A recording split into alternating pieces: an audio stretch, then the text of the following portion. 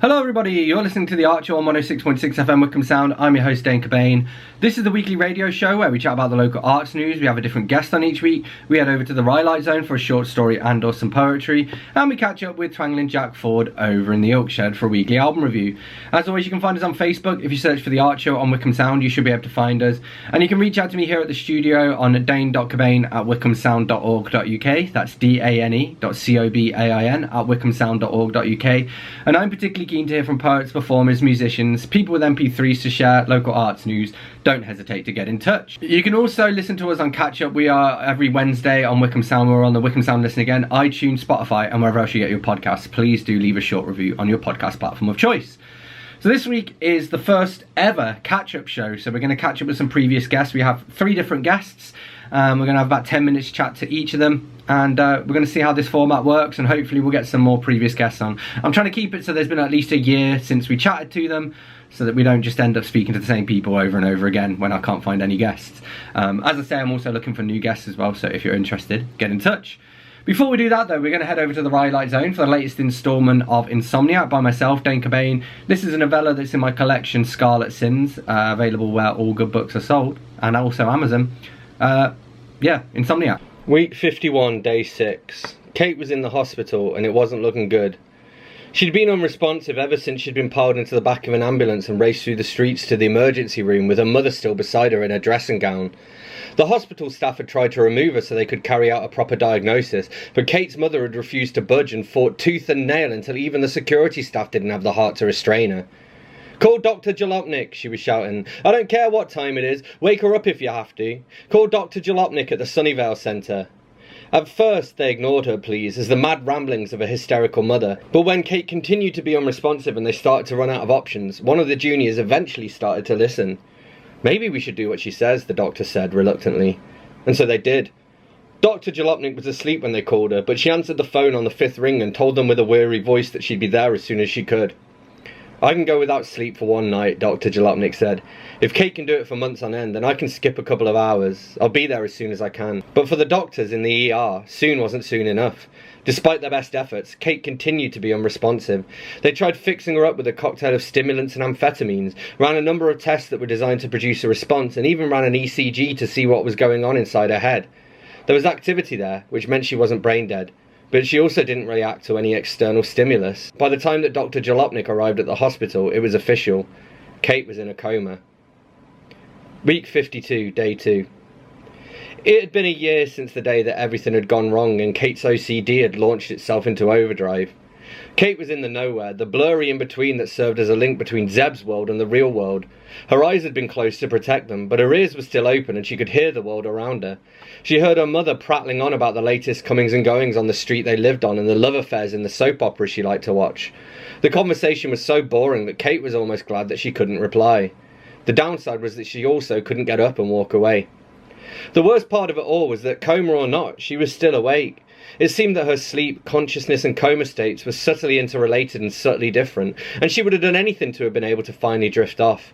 Perhaps that was all she needed to wake back up and rise again like some sleep-deprived Jesus. The voices kept her company in the darkness. She still heard Zeb, of course, but he died back down to just a whisper. He kept telling her that it was coming, whatever it was, and his whispers formed a dull susurrus in the background of the hospital ward. It settled comfortably on top of the sounds of the machines and created a comforting white noise that nevertheless had started to give her a headache. On this day, the last day of her life, she could hear a commotion in the room around her.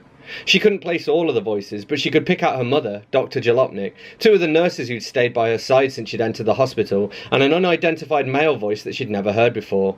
It was deep, rich and sonorous, somehow dreadful. The sound of it in the room was like the tolling of a death knell, and Kate could have sworn that she'd heard the man's voice before. "It's time," he said. "Are you sure there's nothing else you can do?" This was from Kate's mother, who sounded hoarse and exhausted, like she'd been crying her eyes out for days on end and had nothing left within her, which was true. "I'm afraid not," the man said. "From here she'll just deteriorate. I think the kindest thing to do is to let her finish her fight with dignity." "But what if she's still alive in there?" "She isn't." Kate's mother said. "I'm not sure. What do you think, Dr. Jalopnik?" There was a tenseness to the air, like an underlying current of static electric, just waiting to spark and start a fire if the conditions were met. Kate could hear them all still from inside her shell.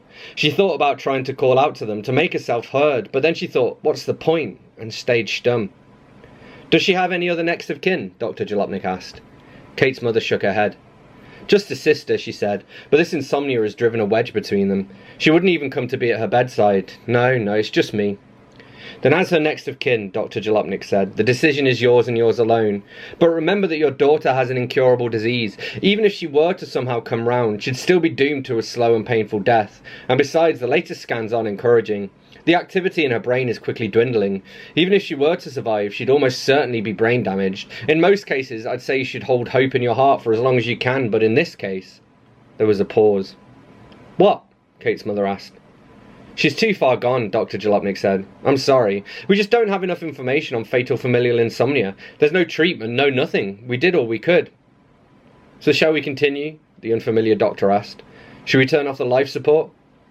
Kate's mother sighed. It was the sigh of a woman who was spent, a woman who just wanted the ordeal to be over with. She didn't cry, and Kate didn't blame her. They both felt the same. They were sick of it. Death would be a relief. There was the sound of movement somewhere around her head, followed by the flick of a few switches and someone moving something that felt like it was attached to her. Kate didn't care. She just let it happen. She heard a beeping sound, followed by a murmur of conversation. The sound of the hospital room was faint now, and Zeb was close to her, reaching out to her in that other world of his, grinning his big grin. She linked hands with him. What did you say your name was again, Doctor? Her mother's voice sounded like it was echoing up to her from the bottom of a well. Kate strained her ears for the response.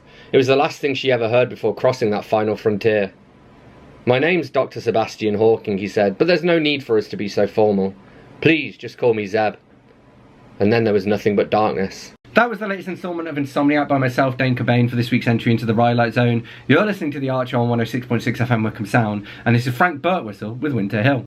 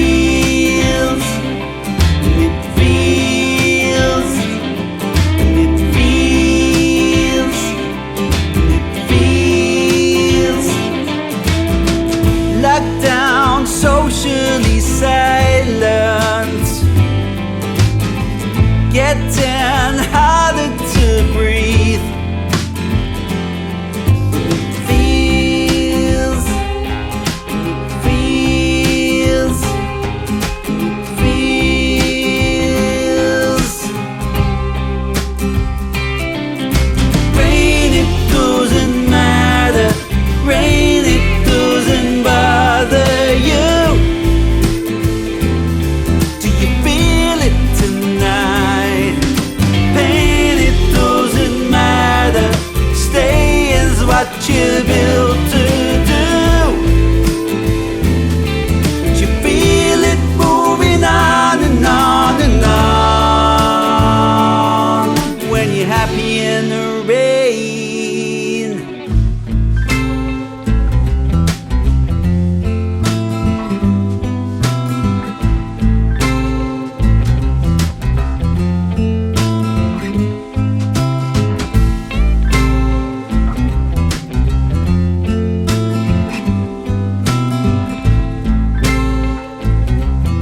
Rain, it doesn't matter. Rain don't bother you. Pain, it doesn't matter. Staying's what you do. Rain, it doesn't matter. Rain don't bother you. Pain, it doesn't matter.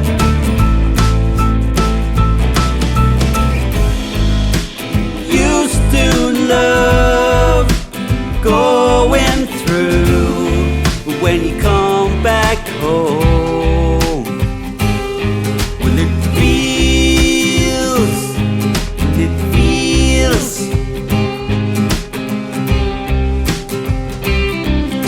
rain, it doesn't matter. Rain, it doesn't bother you. Do you feel it tonight? Pain, it doesn't matter. Staying's what you're built to do. You feel it moving on and on and on when you're happy in the rain.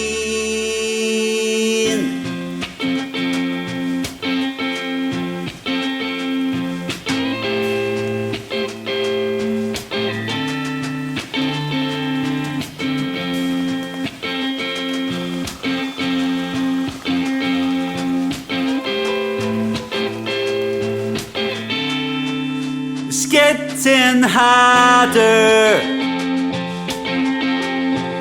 You feel it rising. The only escape is just too frightening to consider. A mind of thunder. Spirit lightning,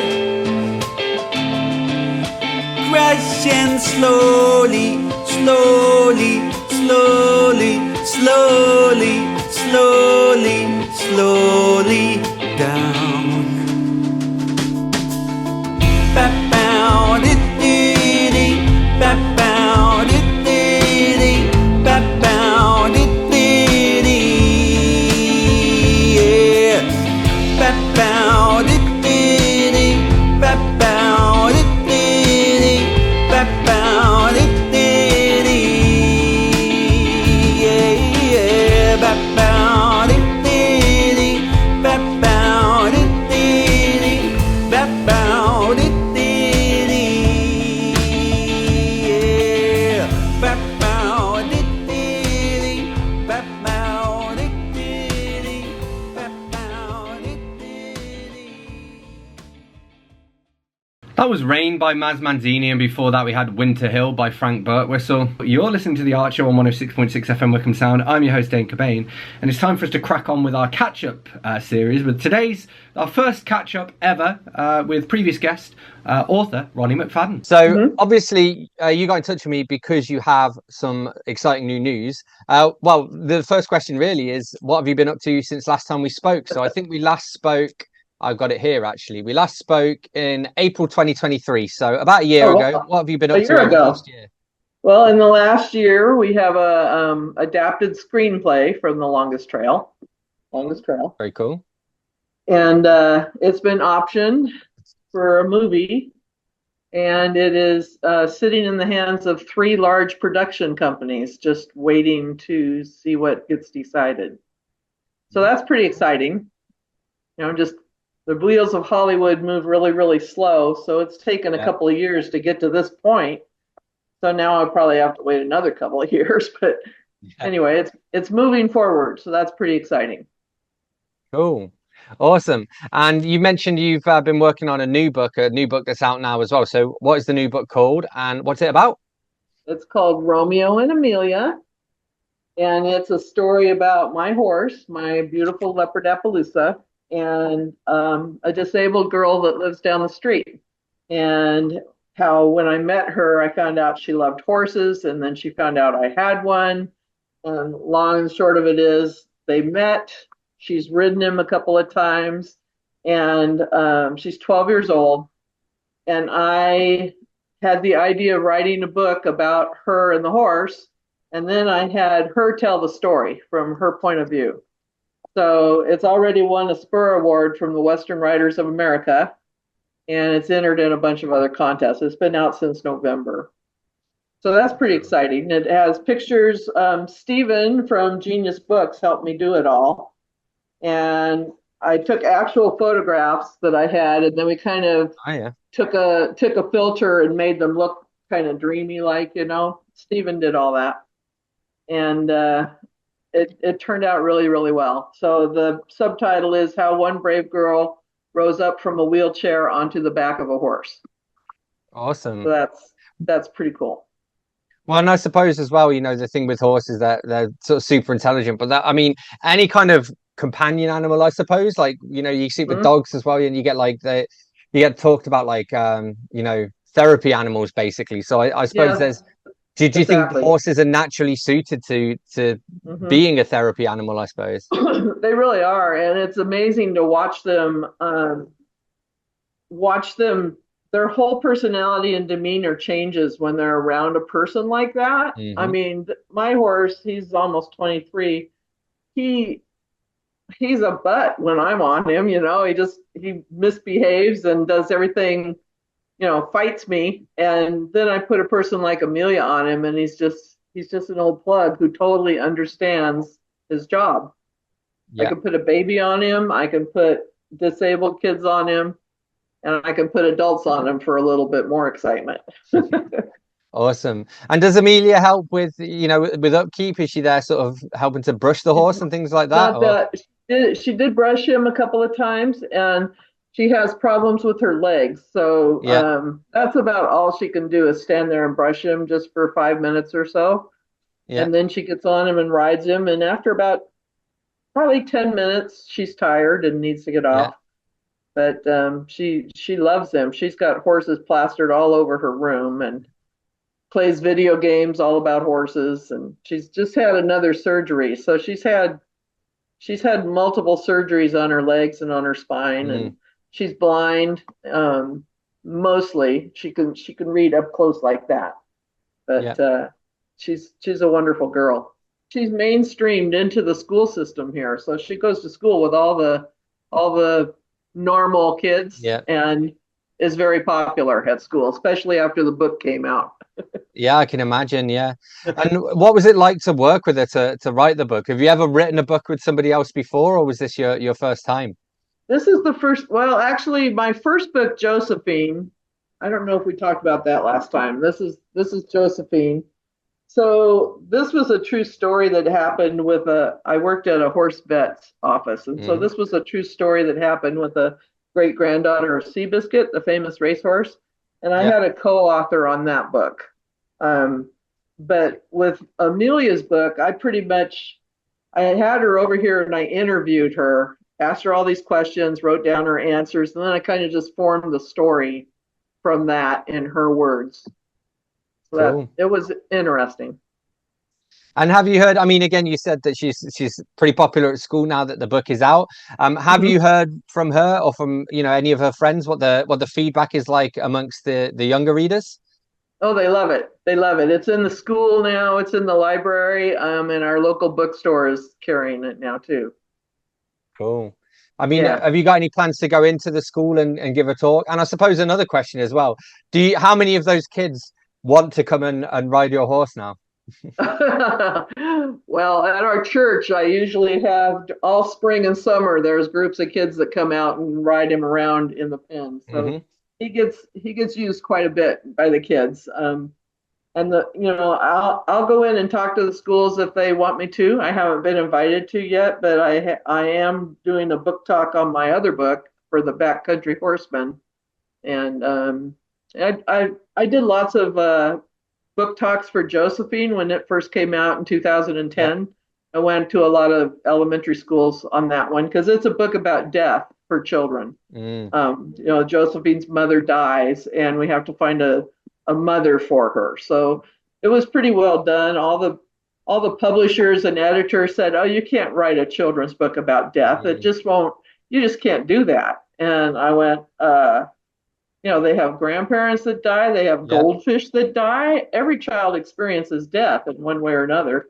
And this book is really well done. It's not going to scare anybody. It's, it has its sad parts, and then it ends with a really happy part. So it's done well. It's in a lot of cancer camps and hospitals, and the U.S. Army has it in their family centers. I sent a whole case to them. So it's kind of been spread all around the country. Every Ronald McDonald House in California has one. So, if you can't write a book about death, watch me. Well, and as well, because I've heard it said that, our kind of Western cultures, and like even specifically in the modern day, we don't kind of talk about death openly in the way that a lot of other cultures have done, either now elsewhere in the world or just historically as well. And so I think it's got to be a good thing, right, to start these to start these conversations young, especially with, as you say, a subject that through their grandparents, through their goldfish, through whatever, it's even in movies, they see it in movies, so it's kind of so it was really well received, and I'm pretty happy about that. So anyway. So what have you got planned next? I mean, let's say we catch up again in another year. What are you going to be telling me that you've achieved?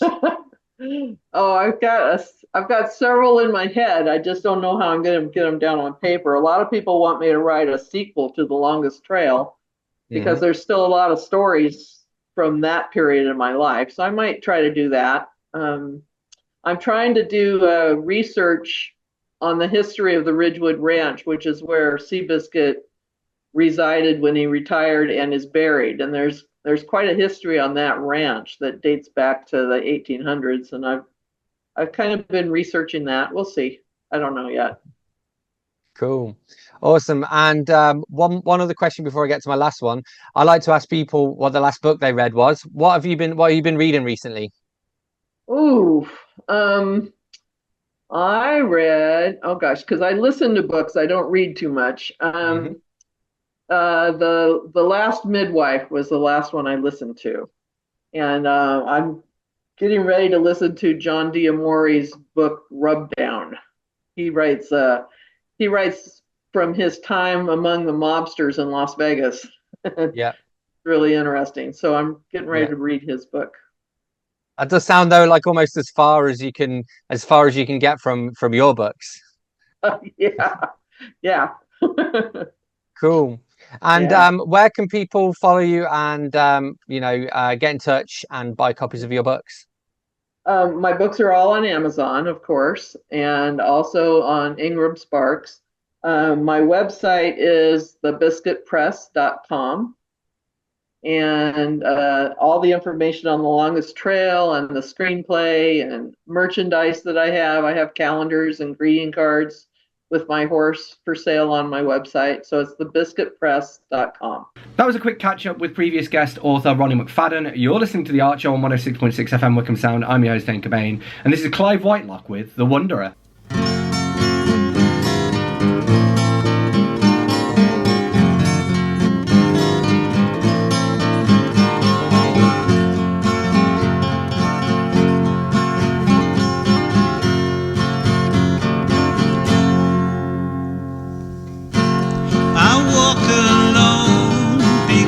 I have no one. I'm just a name.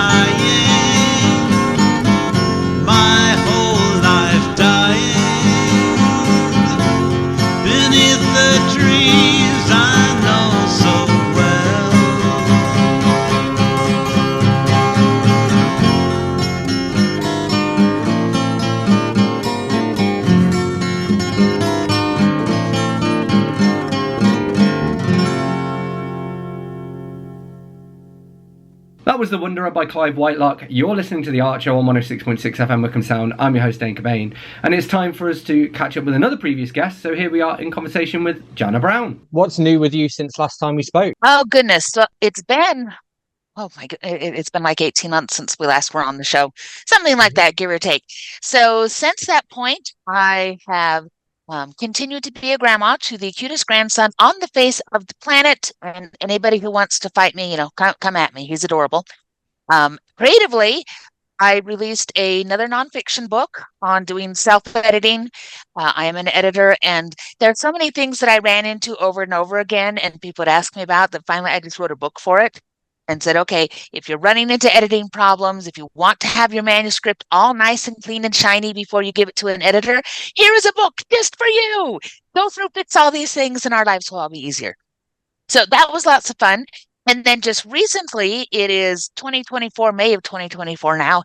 And earlier this month, I released the third book in my fantasy trilogy. It is done. It is put to bed. And now I'm in that nebulous space where I'm deciding what to work on next. Somebody asked me how many possibilities there were.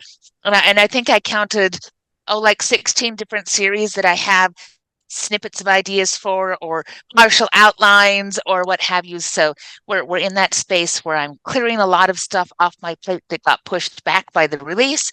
And once that's all clear, then it is engaging with what's going to happen next. And I think we're going back to urban fantasy, but don't quote me on it. Cool. And that's the trilogy you co-wrote that one, didn't you? So who is your co-author on that? And also what are the 3 books in that trilogy so people can check them out?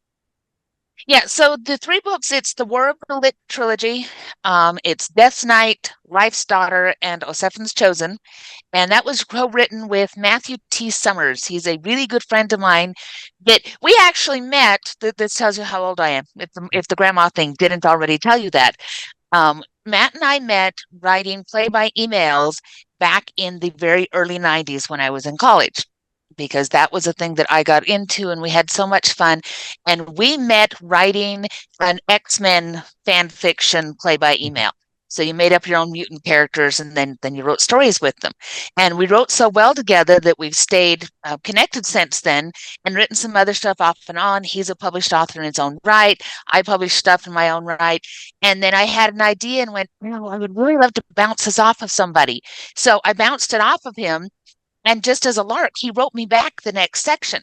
And he went, wouldn't it be cool if it went something like this? And then it was just like going back to the play by email days, where it was like, oh, well, if you went this direction, then what if I did? And that's how the whole first book was done. It is much harder to do second and third books in that same style, because you kind of need a little bit more structure and outline as compared to what happens when you just go, I have a cool idea. And we tried doing that with book 2 and poor Matt, because I kept coming back and going, no, we explicitly said in book 1 that doesn't work. And he's like, well, but now it's cool. So that's how we got together, and that is now all finished. And the covers for the print came in today, so those just went up, and hopefully in the next 72 hours, all the print books will also be in place. Cool. Well, and I suppose one of the issues there, especially with something like fantasy, is actually tying up all of the loose ends as well. So as you say, with your first book, you can do all of your world building, you can throw everything open. And then, it's a bit like with Lord of the Rings, the first book, you can pretty much do whatever you want. The Fellowship can go off and have their adventures. But by the end of the third book, they probably should be doing something about this ring thing, So I guess that was one of the challenges you had, especially with the third book, I guess. Yeah, the third book was the hardest one to write, simply because there was a whole lot of going back and going, okay, wait, have we tied off all of these endings? And the ones that we haven't tied off, are they satisfying still? So there's still some questions that exist at the end, but I left those because it'd be really fun to write some short stories, some of this, that, and the other that go with it. There's a couple of suggestions for novellas. So I figure somewhere in the next 6 or 8 months, I'll do an omnibus edition, and I will add to that some little snippets that will be, additional material that go with the omnibus that will close down some of those. Because you do get into the Lord of the Rings problem. There's a lot of funny people online who get really upset about the way that Return of the King, the movie, ends. And the thing is, the book does the same thing, where it's like, and we have the coronation and we end. Black screen. Then the screen comes back up because now we have to take the hobbits here. And then we have to take them here. And we've had like 6 endings by the time you actually get to the end. And I was running into that. And so I do end it in a point where there's like, yeah, there could be another 5 endings tacked on to here to say, oh, and this is what happened to these people, and this is what happened to these people. I'm like, no, I'm just leaving that for a short story. One of these days I will post this is what happened afterwards, and give you a list of characters and who survived the final battles and who didn't and where they all ended up. But for now, readers can just wonder, or they can come up with their very own headcanon for who ended up where. We know what happened to our primary characters, and everybody else is a mystery. Because otherwise I would just have spent forever ending books. Yeah. Well, and they might even, you might even hear like a fan theory where you're like, that's so good, I'm going to make that what actually happened as well.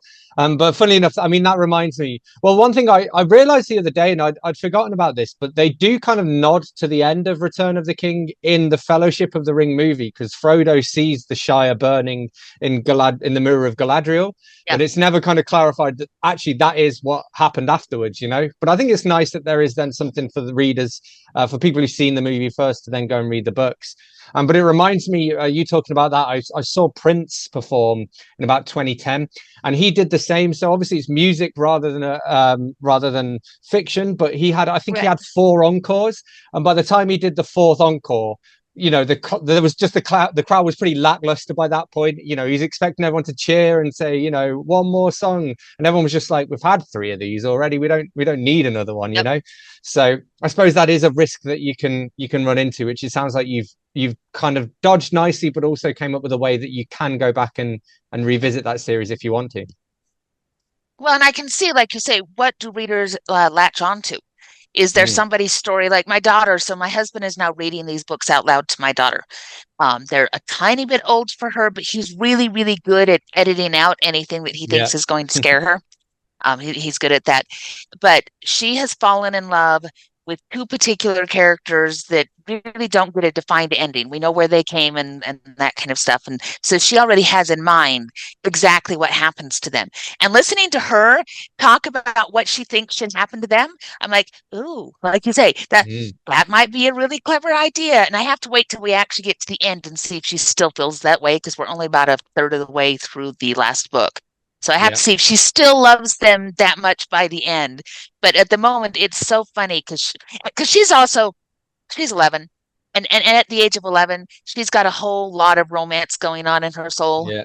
And so she's already attaching all the characters. These guys should get married. And these guys should get married. It's like, some of them don't get married because I don't want to hear it. Yeah. I have decided in my own little canon head that these guys are going to get together. And it's like, whatever makes you happy, sweetheart. But it cracks me up because the people that she chooses to get together were not combinations that I'd ever considered. Yeah.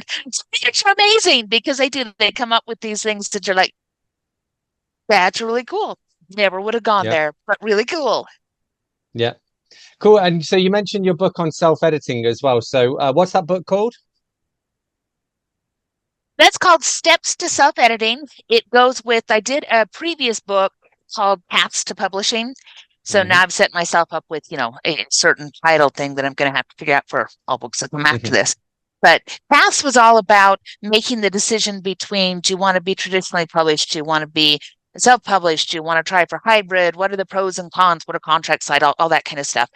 Steps to Self-Editing is really that deep dive that says, how does a professional editor look at your work? And how can you look at it in that same way before you send it to the professional? Yeah. Because as writers and creators, if you can brush off all of those really easy loose ends before you send it to your editor, then the edit you get back is going to be a much more effective edit. And also you will pay a lot less because most editors charge you per word. That's how I charge. Yeah. So if you go through and you cut your own for 10% of repetitive words and weird things and awkwardness and that kind of thing, then what you end up paying me is 10% less. And I always love that for my authors. I want them to get the very best deal they can. I want them to get the very best edit at the very best price. And if their self-editing is done well, that's going to give them both of those factors as they come through the other side. Yeah. Cool. And just one last question I want to finish on as well. So what is Geek Girls Academy and what have you been up to there?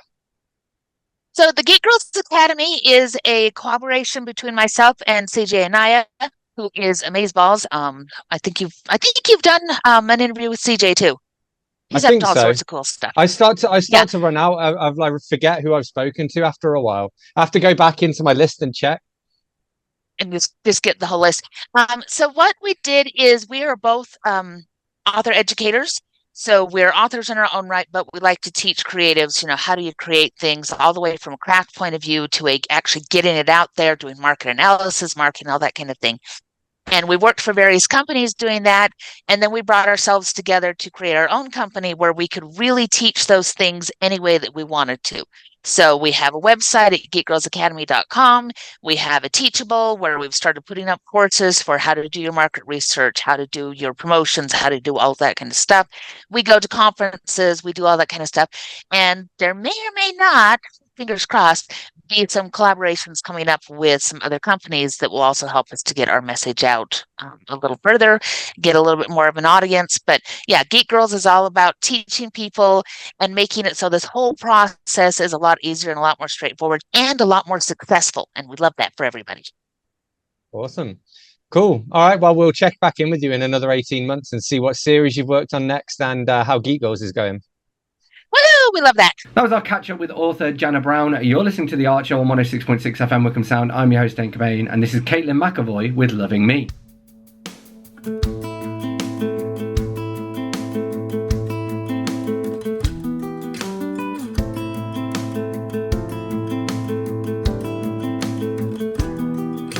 Looking back when I was free, no one could ever hurt me.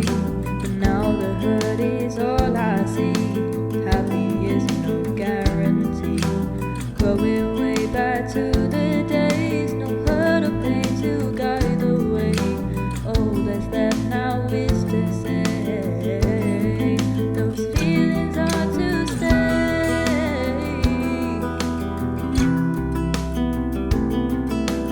Take me back to talk to her. Let me take away her hurt. All the things that I can say.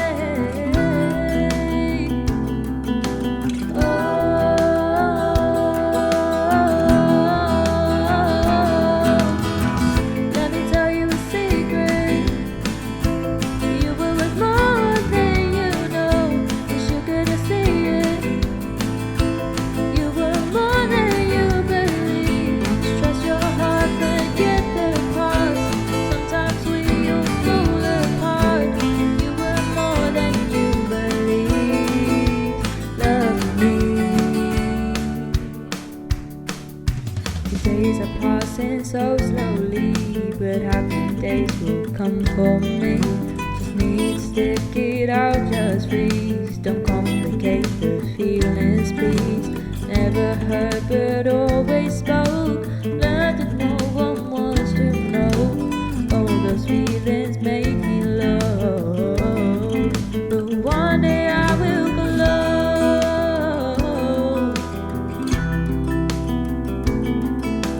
Take me back to talk to her. Let me take away her hurt. All the things that I could say.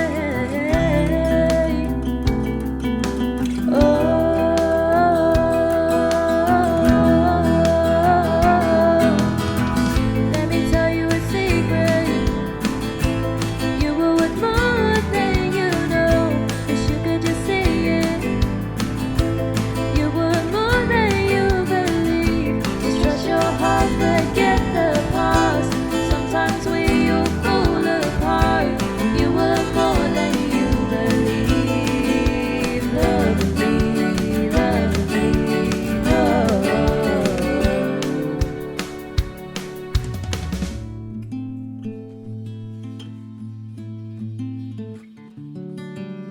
Maybe I can help myself, learn it from myself first. You don't know who you can trust, you don't know who's there. I know it's been hard for you, everything that you've been through. Let me tell you a secret. You were worth more than you know. Wish you could have seen it.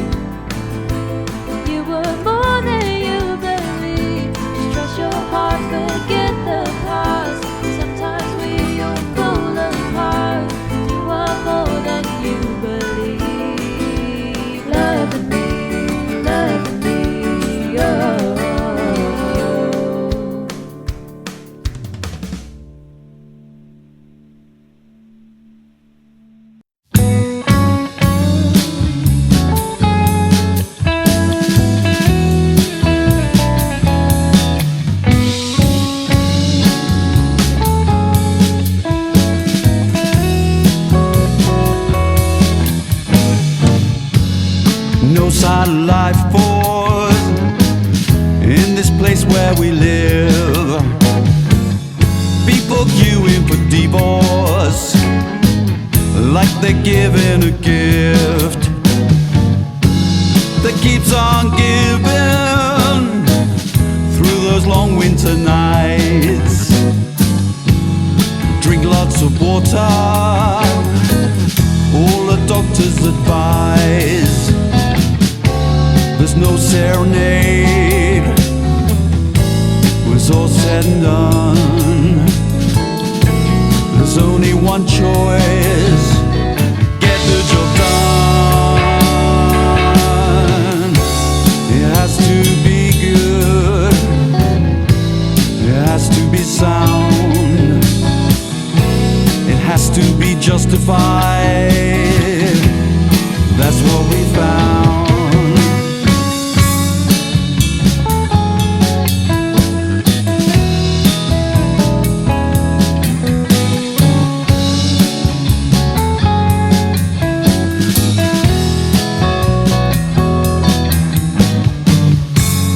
No sign of life force in that place where we played.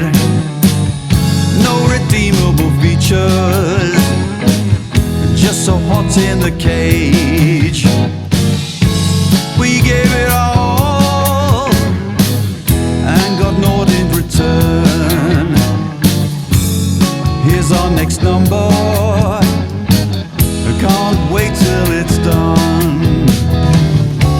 There's no serenade when it's all said and done. There's only one choice: get the job done.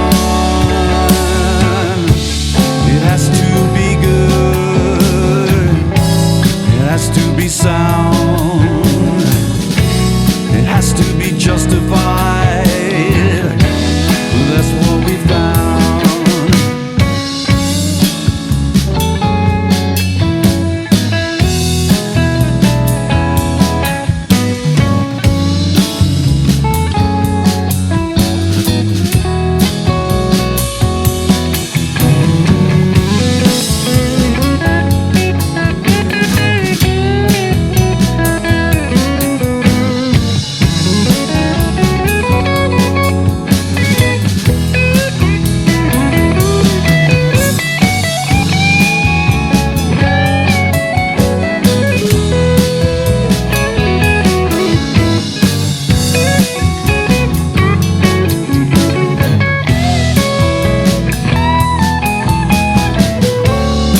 Serenade when it's all said and done.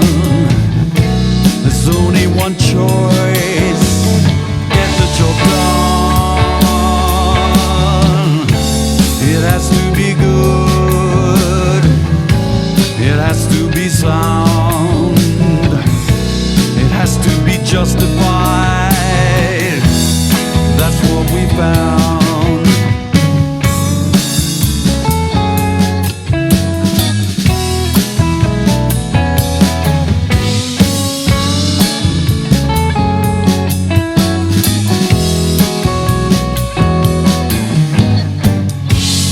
No sign of life force in this place where we live.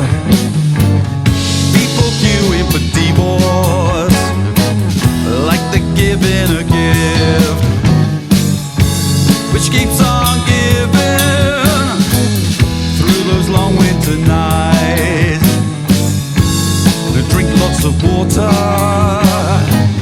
all the doctors advise. No serenade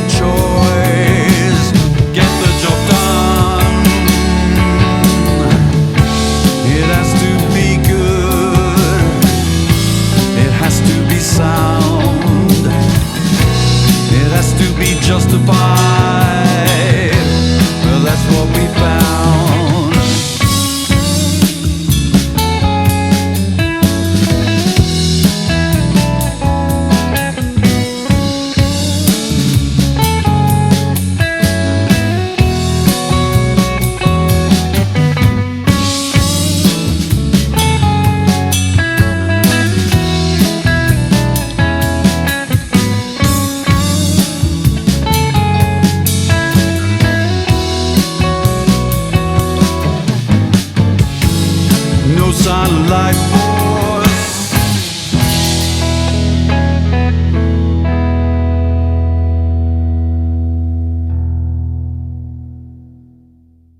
That was Life Force by the Rock All the Morning Band, and before that we had Loving Me by Caitlin McAvoy. You're listening to The Art Show on 106.6 FM Wickham Sound. I'm your host Dane Cobain, and it's time for us to head over to the Oak Shed now to catch up with Twangling Jack Ford for this week's album review. Dvorak's Sixth, or New World Symphony.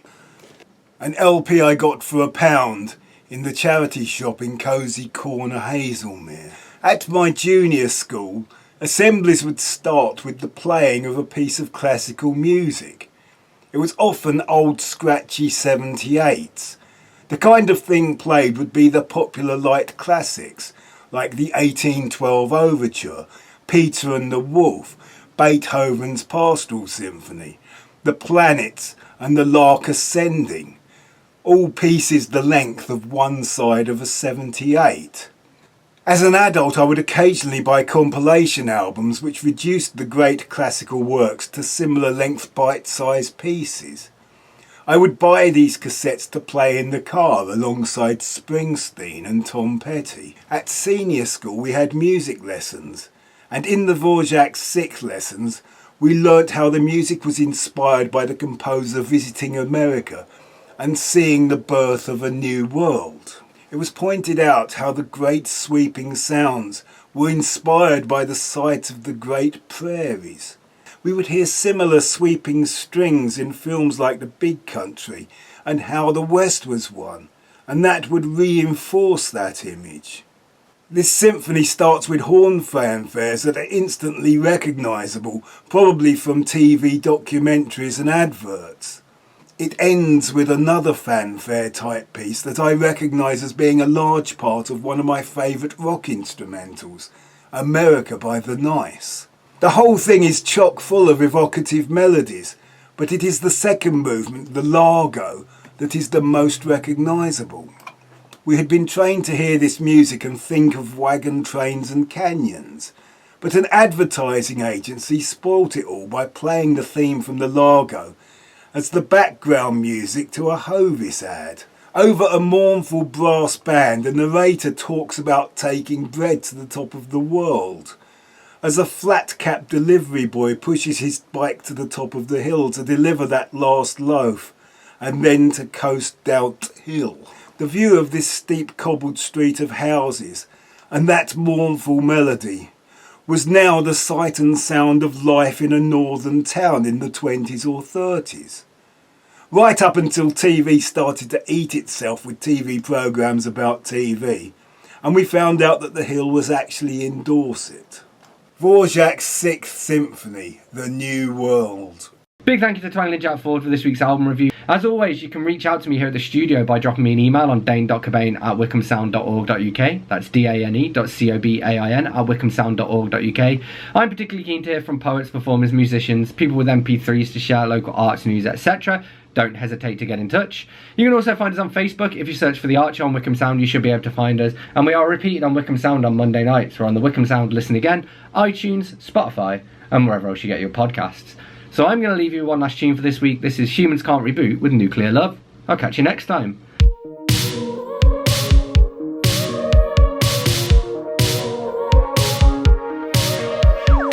You can feel the shock wave of my heart. You can also tear my world and skies apart. Explosion of emotions. Your contamination will forever lie. Your radioactive smog will always cloud over my path.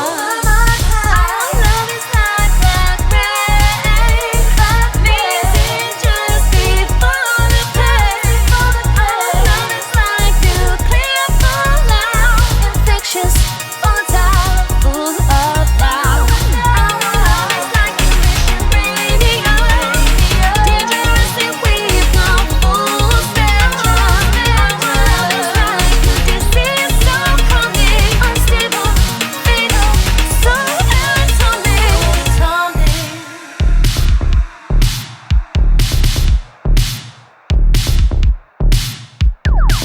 method of delivery comes in different forms. I try to duck and cover as you swing your chemical claws. Increase the size of your arse